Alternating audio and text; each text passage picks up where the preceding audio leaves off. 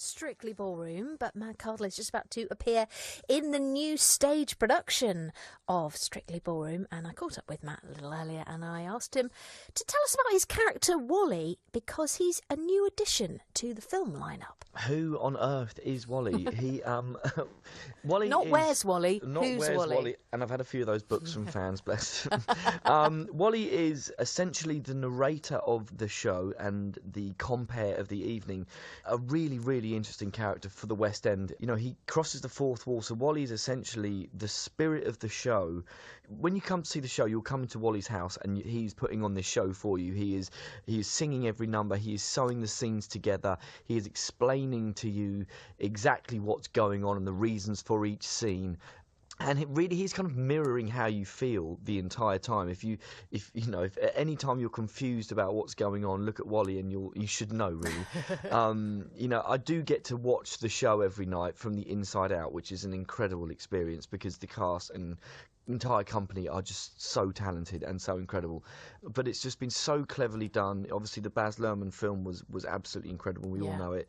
Drew McOnie has geniusly sewn it into a West End show, and the songs are incredible. I mean, just Time After Time by Cyndi Lauper is one of my favourites to sing in the show. It's just such an incredible moment in the show. Dancing on My Own, another great tune. Perhaps there's so many huge tracks in the show that I get to sing. Feel very lucky about that. It sounds like a big role, if I'm honest. Matt, have you had any advice from Mr. Young on how to keep going?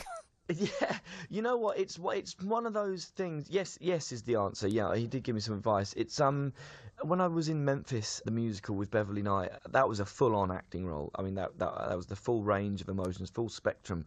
It isn't really like that with Wally. It's more a confidence thing for me with this role, because you pop out in front of 1,000 people and you've got to settle them.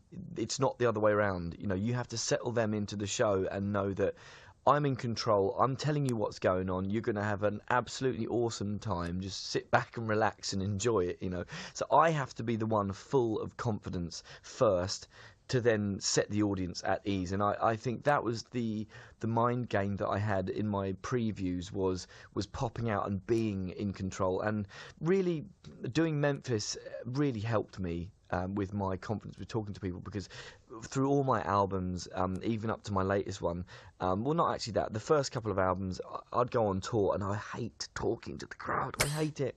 I'll sing until the cows come home, but I don't want to talk. Don't ask me to talk, and don't shout out, because don't put me on the spot. So I had zero confidence with that. And then I did Memphis, and all of a sudden I'm bounding out in front of my audiences, like wave my arms about, telling stories, and everybody's like, you can really see that brought me out of my shell. So having been like that over the last sort of 3 years with my shows while I was writing the new album, it kind of set me up for Wally. So, I mean, everything happens for a reason, I guess. Yeah, and I bet you didn't think that musical theatre would be part of your life when you were sort of skateboarding around Essex, absolutely. Did you? No, absolutely not. I remember a friend of ours, Paolo, went off to do it, and I was like, I never thought he would do that. I was like, really? You off to do musical theatre? All right, mate. Yeah, I just didn't think it would be. I was as shocked as I'm sure a lot of people were in the musical theatre world when I stepped into Memphis. They were like, okay, is this going to go? I don't know. And it did, and it was fabulous. And I've loved musical theatre, so welcome to the glitter ball, Matt. That's all I can say. You're late to the party. Quite. Let's hear one of Matt's favourite songs that he gets to sing in the show. This is Cyndi Lauper and Time After Time. Time After Time? Just one of the great big long list of great songs that Matt Cardle gets to sing as Wally in the new stage production of Strictly Ballroom, taking over from Will Young. But the film on which it's based, the 1992 film Strictly Ballroom, is one of my favourites. I mean, when it's on, I sort of snuggle down on the sofa with my sister and we just absolutely love it. It's loved the world over as well. I think it's probably fair to say it's reached cult status. But does Matt Cardle remember the first time he saw it? It was a long time ago. I mean, I remember thinking it was off the wall, but then it's Baz Luhrmann, you know. Yes. And then quite quickly after, I think we were into Romeo and Juliet. And I was actually reminded today by some fans who were tweeting about it, just some of it is absolutely verbatim in the show. You know, some of the scenes. There's a lot more humour has been injected into the West End. And Baz Luhrmann, at least he's behind this musical as well. He sort of wrote the book that it was based on.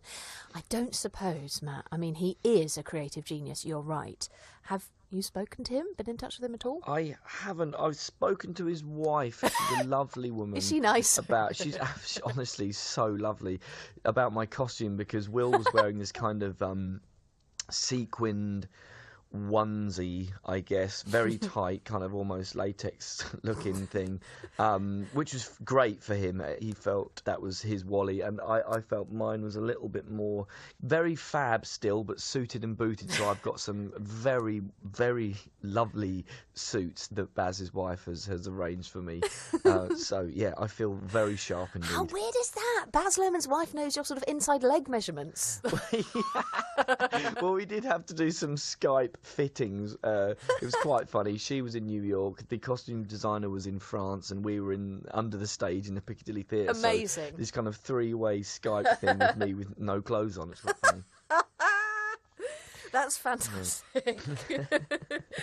Oh, it's put me right off what I was meant to be asking you. I know what I was meant to be asking you about, where your trajectory has come from. You know, it's fair to say, Matt, you know, loads of people will know you from the first time you appeared on our screens in 2010, and you won the X Factor, which is fabulous. But I was just having a gander through your Instagram account. I hope that's all right. And it's a fabulous world you seem to have. Your mum hiding behind scarecrows and dogs and arty amp shots, and your GCSE artwork cropped up, I think. Well, do you know what? I really struggle with things to post on social media. I'm not a massive fan of social media, if I'm honest. It's integral to what I do. Yeah. It's integral to people in my industry. I think it's very useful. It's a useful tool. I don't think it is good for people as a whole. I don't think it's good for the human race, if I'm honest. Kids at school with it, I just think I think it's breeding. It's quite a lot of pressure, isn't it? It is a lot of pressure, and it's kind of breeding narcissism. I'm not keen on it. Yeah.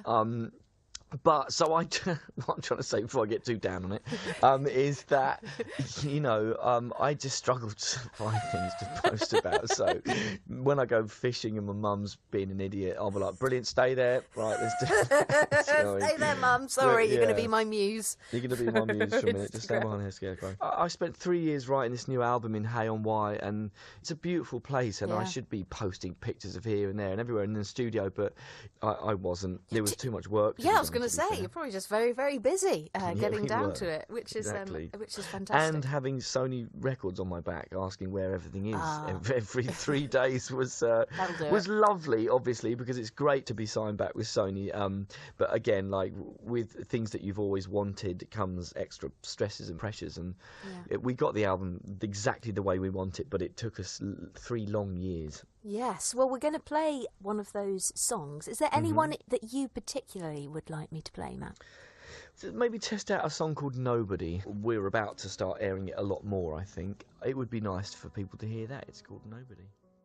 Matt Cardle, that was Nobody. That's the new single coming out off his latest album, Time to Be Alive. And Strictly Ballroom is at the Piccadilly Theatre in London's West End and is booking now.